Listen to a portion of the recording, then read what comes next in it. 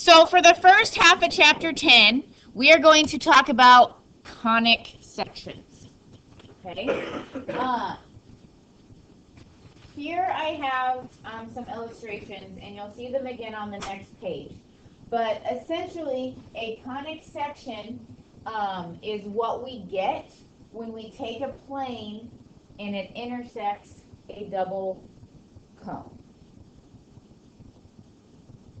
Okay. So I'm going to give you time to write this down. I want everyone to put their pencils down, and I want you to just watch me for a second. Okay. I'll give you a chance to write these down. But I have a cone up here. Okay. And I don't have two, so you're going to have to just go with me here.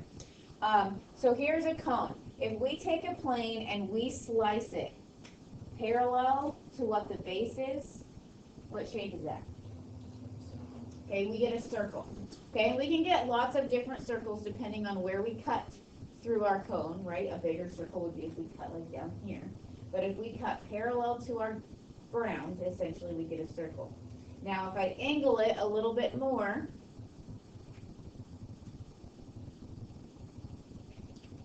what would you describe that as? An oval, okay? We're going to call it an ellipse. Okay, it's circle-ish, but it's kind of squished. Okay, so if you angle just a little bit as you cut through that cone, we're going to get more of an oval than we are a circle. Okay, now if we cut through the base at an angle, what does that look like? A parabola. Okay, and we can get lots of different kinds of parabolas depending on how big our cone is and how angled that plane is cutting through, but we're going to get a parabola. Okay. Now, I don't have my double cone, but if you imagine, if I have a cone sitting up here as well, if that plane is going through both bases of the cones, okay, that still looks kind of like a parabola, doesn't it? But what happens is there's going to be two of them. And when we have those two parabola-ish shapes, we call that a hyperbola. Okay. So I'll go ahead and have you write down what a conic section is, the name of the conic sections, and this is how we tell algebraically that it's a conic section. It can have any of those coefficients. Depending on which kind of conic, some of those coefficients will be 0, and we'll talk about that for the next 2 weeks. Okay. But these are our conic sections.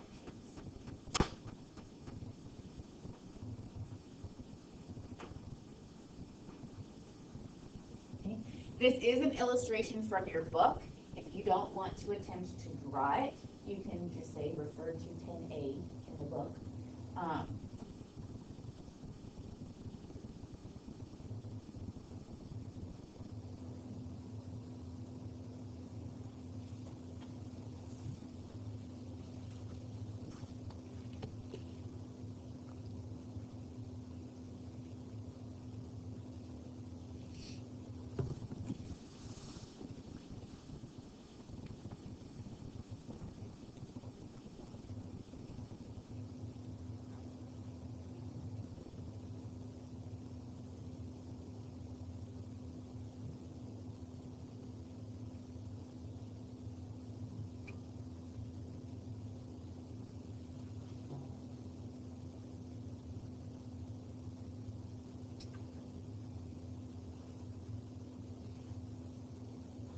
Okay, so what we're going to do is each day we're going to talk about a new conic section.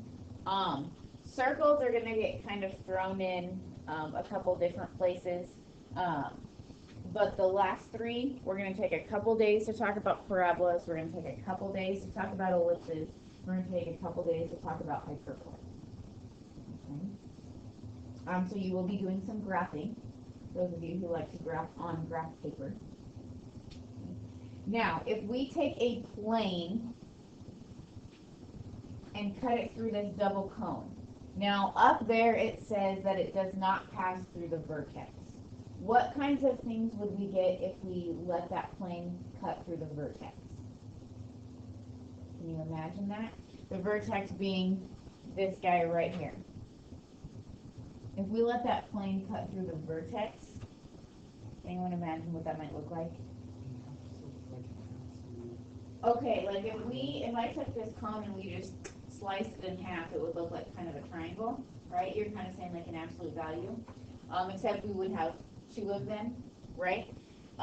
So you don't need to write this down, but here are the three different things that can happen when you do go through the vertex.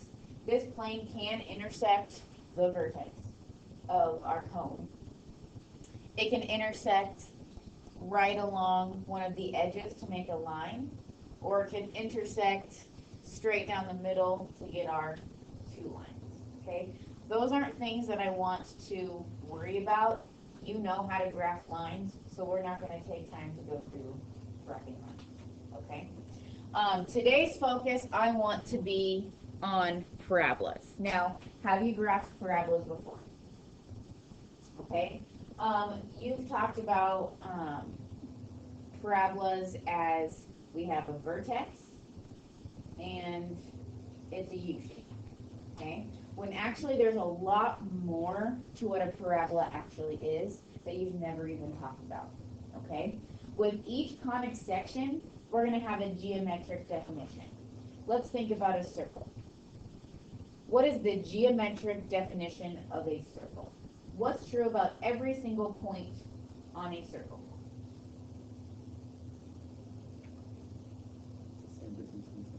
Okay, a geometric definition of a circle is a set of points that are all the same distance from the center.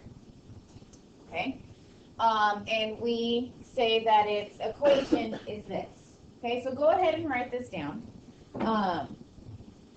This is something that we'll come back to when we talk about ellipses, but with each conic section, we're going to have a geometric definition. You know that a circle, every single point is the same distance from the center, and that's how we graph a circle with that knowledge. We have a radius, and that tells us how far away all of our points are from the center. Okay. So when we start to talk about parabolas, we actually have a definition like this that tell us a special thing about every single point on our parabola.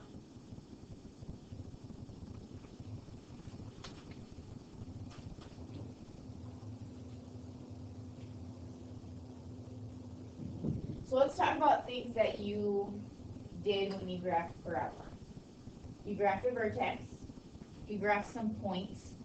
Was there ever anything else that you put on your graph of a parabola?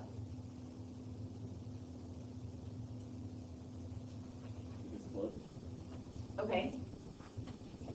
Where the curve now has x intercept, y intercept. Okay. Any intercepts? Good. Was there ever anything besides the parabola itself that you put on your graph? What? Inverses. No, we're not going to talk about inverses, so that's a good idea. Yes. Okay, asymptotes. Along that line, a parabola doesn't necessarily have an asymptote, but there is a special line that we talk about with a parabola. Okay, a line, axis of symmetry, right? Probably back in Algebra 1, you guys graphed axis of symmetries, but then in Algebra 2, pre-calculus, we didn't really worry about it anymore, right? Okay, so you at least know one thing about a parabola, is that it's at least symmetrical, right? So here we go. Our geometric definition. What I'm first going to have you do is just write down the definition, okay? It's okay that you don't understand it as you're writing it. Just write it down, and then I'll talk through what all the words mean. Okay?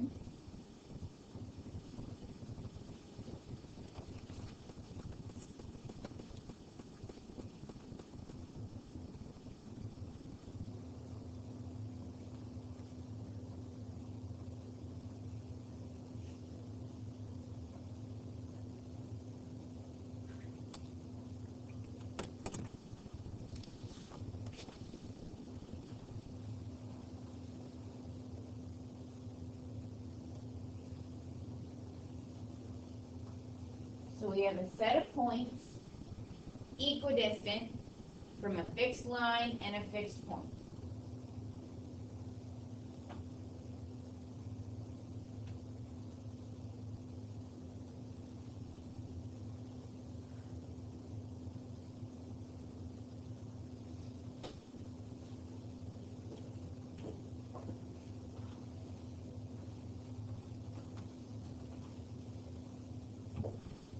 So every single one of our coordinates on our parabola is the same distance away from a point that we call the focus and a line that we call the directrix. Okay? So we're used to seeing parabolas opening up or down. We're also going to talk about parabolas that open left and right. Okay? For now, I'm going to stick to a picture that's opening up because that's what we're used to. Okay? But this is what's happening. We have a vertex. You're used to seeing that. Okay? Inside of our parabola, we have a focus. Now, the focus does not lie on the parabola. It lies somewhere inside. Okay? And then we have this line outside of the parabola, and we describe it as perpendicular to the axis of symmetry. Okay? Where we can take any one of these points on our parabola. So this point lies on our parabola. It is the same distance from the focus as it is to the directrix. This point right here is the same distance from the focus as it is to the directrix. This point right here is the same distance to the focus as it is to the directrix. And I can keep going on and on and on with this, but any point that I make on this red parabola is going to be the same distance to the focus as it is to the directrix. That is what makes a parabola special. Okay? Now, you've never graphed a focus and directrix. You didn't even know that this is why a parabola is so special. Okay? But this is what makes a parabola a parabola. You feel cheated a little bit that you never knew about this? Does it really bother you? It probably made it easier? Yeah. Probably. Okay. So what we're going to do when we graph parabolas is you're going to have to tell me where the vertex is, obviously, but we're also going to figure out where the focus is. We're going to figure out where the directrix is, and that is what's going to help us get our shape. Okay, we're not going to have to like plug values in a chart. Okay. We're going to let the focus and directrix help give us our shape. Okay. Now, one thing about when we do conic sections, our parabolas, our standard form is going to look a little bit different. Okay, because we have to identify the focus and the directrix. Okay, this is no longer, so up here, our warm-up problem, what we did, this is not how we are going to identify our parabolas anymore. Okay, this is how we're going to identify our parabolas. Now, before I move to the next slide, I want to warn you. For every conic section, we're going to have a vertical and a horizontal conic section. So first, let's talk about when our parabolas open up and down, because we're used to seeing that. We'll talk about that, then we'll talk about when our parabolas open left and right. Okay? So let's first talk about when our parabolas open up and down. Okay. So this is our standard form. You're not used to seeing it like this. Okay? Basically, whatever is squared is on one side, and the rest is on the other side. Okay? And you see that we have a 4p out in front of our linear variable. That p is what is going to help us figure out where our directrix and focus are. Okay? So I'm going to give you a couple minutes to just write this down along with the picture if you want the picture.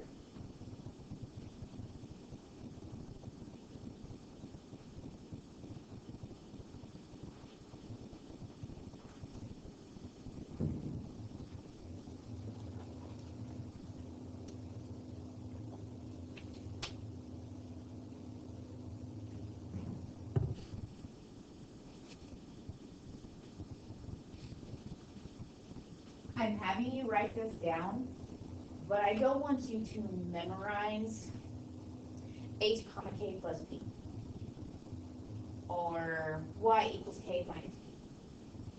I want you to remember that the vertex is hk, and I want you to remember that p tells us how far away our focus and directrix are. But instead of remembering these right here, what I want you to remember is that these are both p away from the vertex. Okay? So once you have your vertex, we know that our focus is going to be inside of our parabola, so you're going to count whatever p is to plot your focus inside of the parabola, because we know which way it's going to open. All right? And then from the vertex, you're going to count p the other way, so you can draw your directrix. Okay? I don't want you to get hung up on these right here. I have you write them down so you can see, along with the picture, what they mean, but I just want you to remember that they're p away. Now, how are we to know if this is going to open up versus opening down? Okay, if there's a negative. So if this coefficient right here is negative, we know it's going to open down. Okay, and based on whether it opens up or it opens down, you're going to know that your focus needs to be inside your parabola. Okay. All right. Now we get to talk about parabolas opening left and right.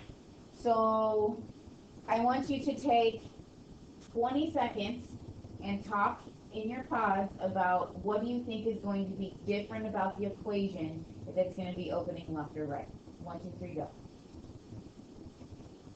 What's going to be different about the equation?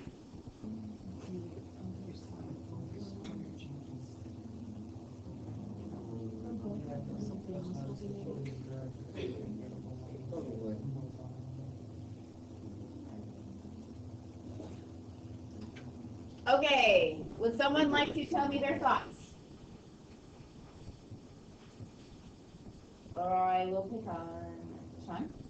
If the focus is either left, it's not directly above the vertex, it's either left or right, and the directrix is vertical. Okay, so we're going to have a vertical directrix, and our focus will be left or right of the vertex. Okay, but looking at the equation, how will we know that that's going to be the case? Hard back. Maybe like the other side of the equation will be squared. Okay, so instead of like x being squared, you think y will be squared? What do you guys think? Does that sound logical? It does. Okay, that's what's going to happen. That's how you're going to recognize that it's going to be opening left or right. Instead of x being squared like we're used to, now it's y being squared. And like Sean said, our directrix and focus are now going to be to the left and right of our vertex instead of up and down. So here again, your directrix and focus are p away. You can go ahead and write down those little shortcuts, but that's not what I want you to remember. I want you to remember that they're p away and that the focus is inside.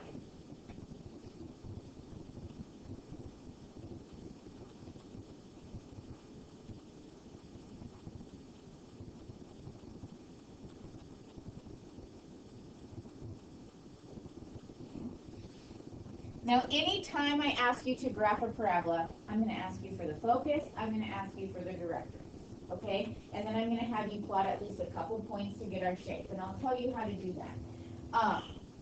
But I don't want you to identify everything and then graph it. It's going to be a process that's going to go hand in hand. Actually, in my opinion, I think it's going to be easier to graph it and then write down the focus and directrix. Okay, because everything's based on that property that we're equidistant from the vertex. Okay, so it's going to be easier if you graph and label as you go. You're going to do things all together. All right, so we will start off simple. and then progress. Are you ready? You're all excited. Give your neighbor a high five. Get excited. Let's do this. High five all around. Do it. I need some enthusiasm. Todd too, come on. Thank you. We're ready. Okay. Y squared equals 8x.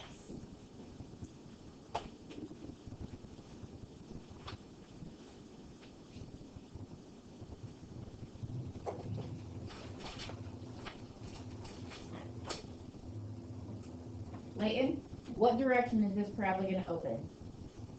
Probably to the right. Probably to the right. Do you agree? Okay, Sean, how do you know? Because it's P P is not negative. and Okay. And what tells us that it's right versus up?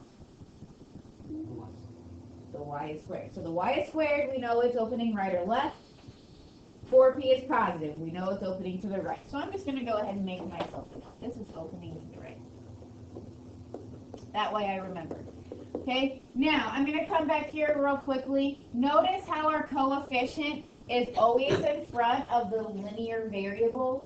So it's good that the 8 is in front of the x. Okay? We don't have to do anything to this equation. This is actually already in our standard form for conic sections. Okay? So, Michael, where would we say that the vertex is?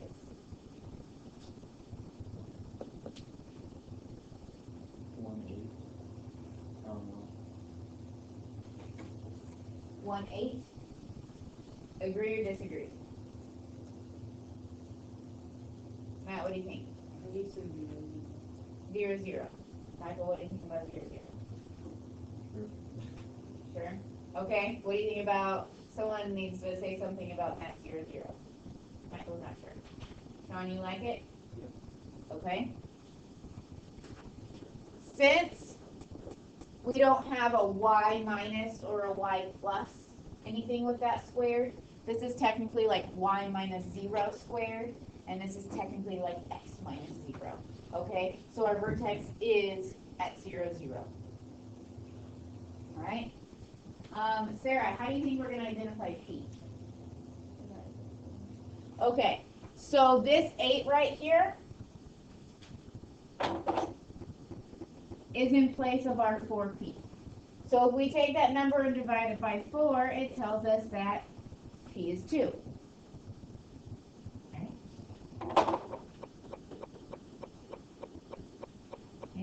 Oh, I did not plot a vertex, sorry. So if this is opening to the right, and P is 2, where is our focus going to be? 2 to the right. Okay, what's that coordinate, Kyler? 2, 0. Okay, so what I'm going to do, I'm going to plot this, 1, 2 to the right, and then I can tell that that coordinate is 2, 0. Okay, now this is opening to the right, which means our axis of symmetry is horizontal. So our directrix will be a vertical line. Okay. Matt, how far away is our directrix?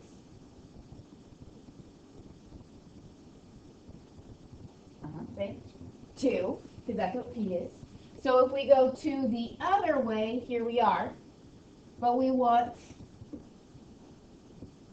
a vertical line. And what's the equation of that line? I'm not sure. How do we describe that line? Good. X equals -2.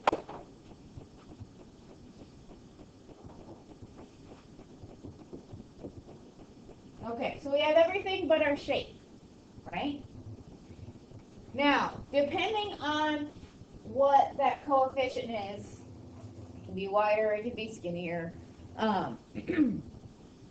We're going to go ahead and use our geometric property of every single point on our parabola is equidistant from the focus as it is the directrix.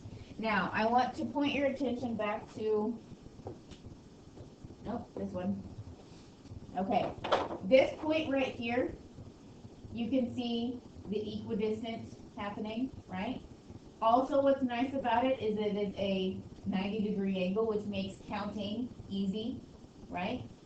Calculating distances here, not so fun in the coordinate plane. But if we have perpendicular distances, those are easy to count using our grid marks, okay? So what I'll tell you about this point right here is this is when we are 2p away, all right? So what we're going to do is we're going to plot points that are 2p away from each of our vertex and director. So what is p in this case? 2, and if we double that, we get 4. So if we take our focus and we count 1, 2, 3, 4 away, how far is that point from our directrix? 4. And if we do that here, if we go the other way, 1, 2, 3, 4, that point is also 1, 2, 3, 4 away from our directrix.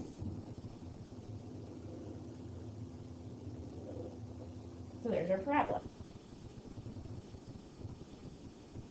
Okay.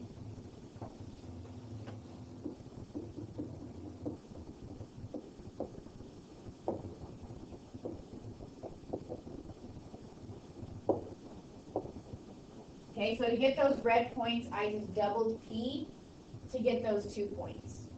Because they're also double P away from our directrix. Okay? That way you don't have to plug in any numbers. Okay? That'll just be an easy way to get those points. And then you can save some time that way. Okay? Questions?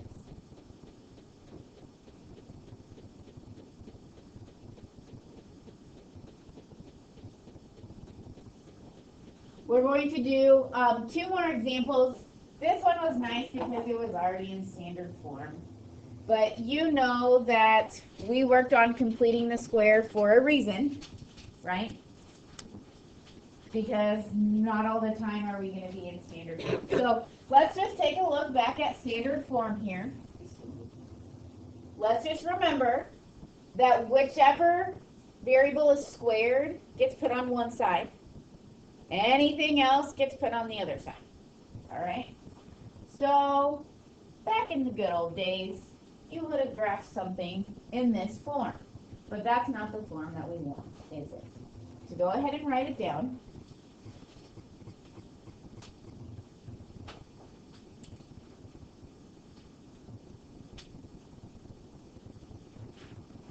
Okay?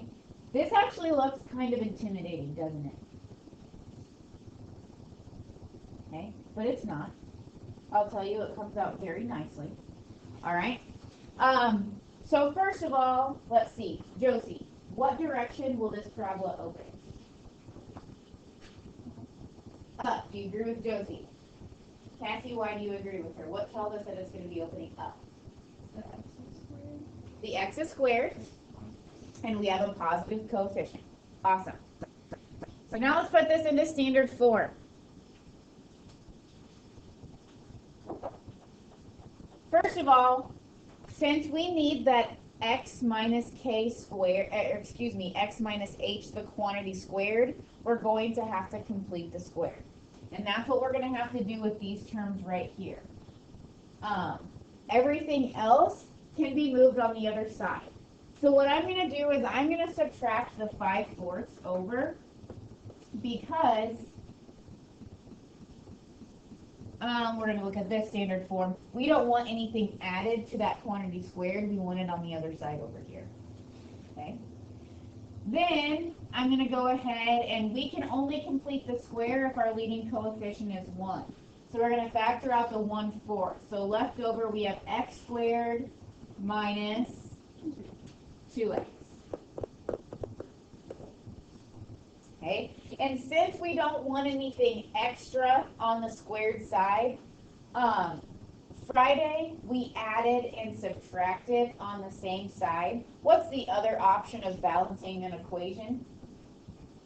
Adding something to both sides. Okay? Now you can surely add it to the right side and then subtract it over later, but this is just doing the same thing. Okay? Courtney, what completes our square? 1. Okay, but what are we really adding? 1 4. Okay, so what we have is y, oh that's nice, y minus 1 equals 1/4 times x minus 1 the quantity squared. Here is our standard form. Oh, is it our standard form?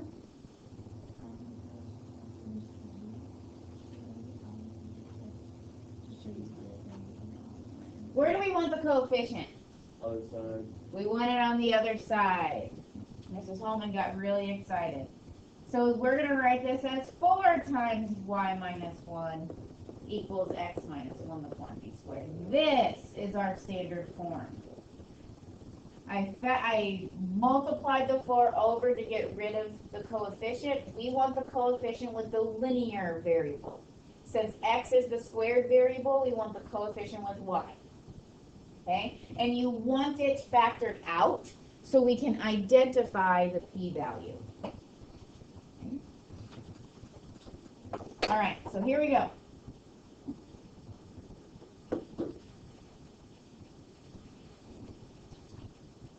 Let's see, Eric, where's our vertex?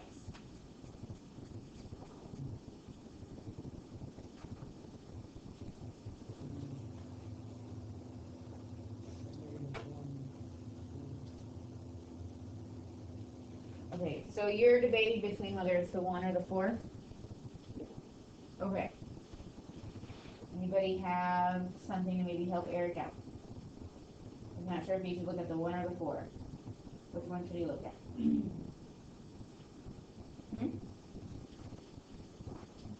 The 1? Okay. And Michaela, should the 1s be positive or should they be negative? Okay. Can I get some confirmation? Is Michaela right? Are they positive? Okay. So remember that in our standard form, it is y minus k and x minus h. So it's always going to be the opposite signs for both. Okay. Also be very careful. This one was kind of nice because the x and y coordinate were the same for the vertex. But let's say that these were different numbers. In this problem, I wrote the y first and then the x. Please make sure you grab the x and then the y coordinate. The x is always going to be associated with the x. The y coordinate is always going to be with the y. Make sure you write them in that order. They're not always going to appear in x and then y order. Okay. So our vertex is at 1, 1. All right, who can tell me what our p-value is? Matt, what is it? Our p. Okay. You want to tell me how you got that? Okay, so our coefficient is 4, and we know our coefficient has to be 4p. So when we take our coefficient divided by 4, we get 1. All right, so we decided that our parabola was opening up. I forgot to write that at the beginning. We'll rewind back in time. I wrote it at the beginning. Okay. So if our parabola opens up, then our focus, what direction do we need to count to plot our focus? Maddie, what do you think? Up. So if we go up 1, there is our focus. So I'm going to plot it and then identify it as the coordinate 1, 2. Okay. Now we can go P the other direction. So I'm going to go down 1 and draw what kind of a line? Horizontal. Vertical would be my axis of symmetry. That's not what we want. So I'm going to draw a horizontal line. So our directrix How do we describe that line? Y equals 0.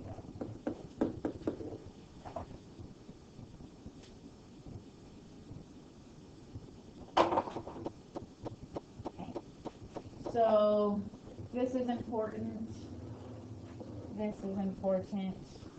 And then we're going to need some coordinates. My suggestion was to count how many p's away? 2 p's away. So since p is 1 from our focus, I'm going to double that. Notice how that point is 2 away from the focus and the directrix. We go the other way. We're 2 away from the focus and directrix. And now we have the shape of our parabola.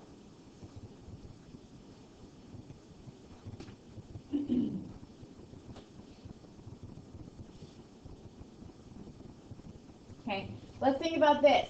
The further away our focus is from the vertex, will our parabola be wider or skinnier? The further away our focus is, what's that going to do to our parabola? Okay, I'm hearing skinnier, I'm hearing wider. It's going to make it wider, okay? The closer we bring that focus in, the closer those points are going to come, all right? And it will be skinnier, right? One more example here. Okay. So first of all, we recognize this equation as a parabola because only one of our variables is going to be squared. So in this case, we have y squared, right? Which means it's going to open either left or right.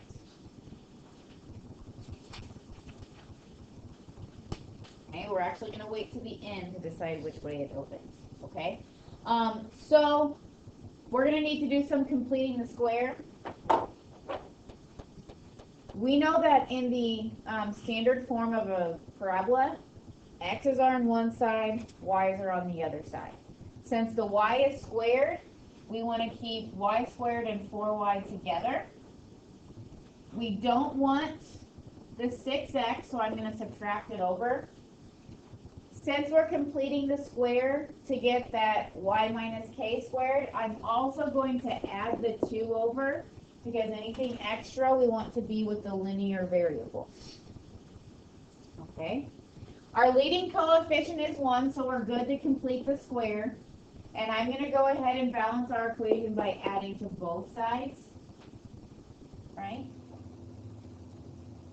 Okay. So what number completes our square? This is a nice one. 4. Our leading coefficient was 1. That was nice, right? And so since we add 4 here, we're going to add 4 here. So on the left side, we have y plus 2, the quantity squared. On the right side, we have negative 6x plus 6. Is that how we want to leave it? No? What do we need to do? Okay, we need to factor out whatever coefficient is in front of that linear term. So in this case, we need to factor out the negative 6, leaving us with x minus 1. Okay.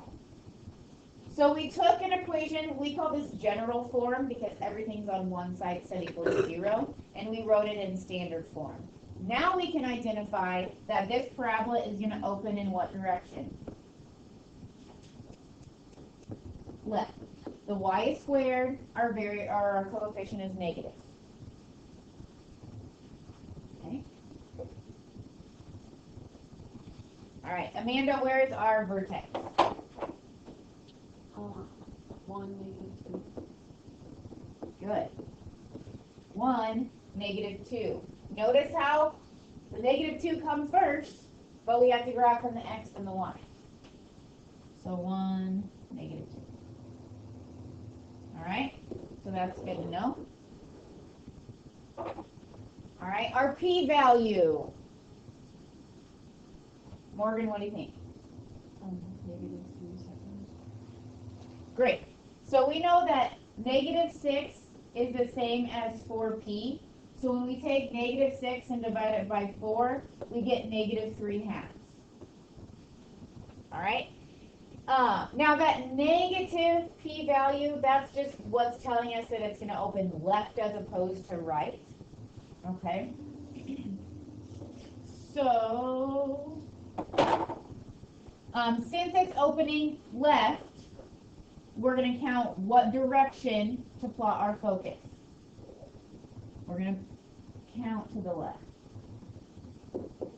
So our focus is at -1/2, -2. And then we're going to count the other way, 1.5, to plot our directrix.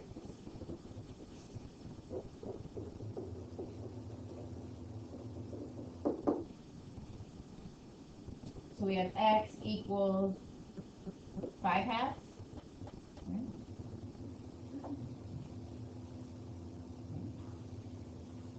And then to get our shape, what is double P? Oh, that's nice. We don't have to count fractions here, right? 1, 2. To double P, we can just count 3 away from our focus to get our shape. I will not make you label those points. I'll be able to see them myself. But I do need those 2 points so I can tell that you used P to get your shape.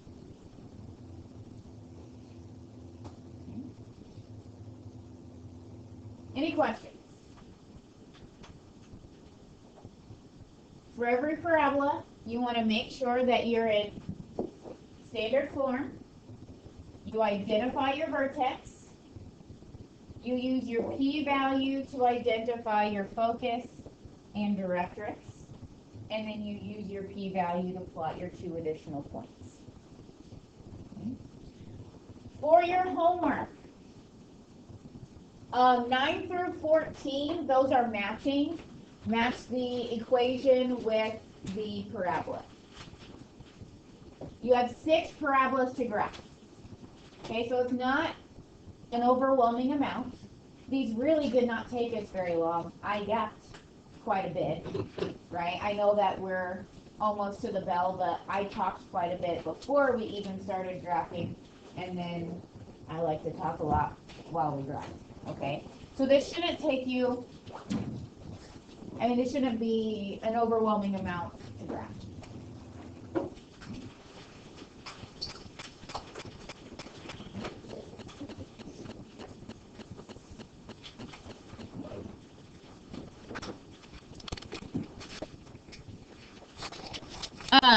The back of the book will not have those 2 additional points plotted. But if you want to check those, you could always, well, you can compare your shape to theirs. All right.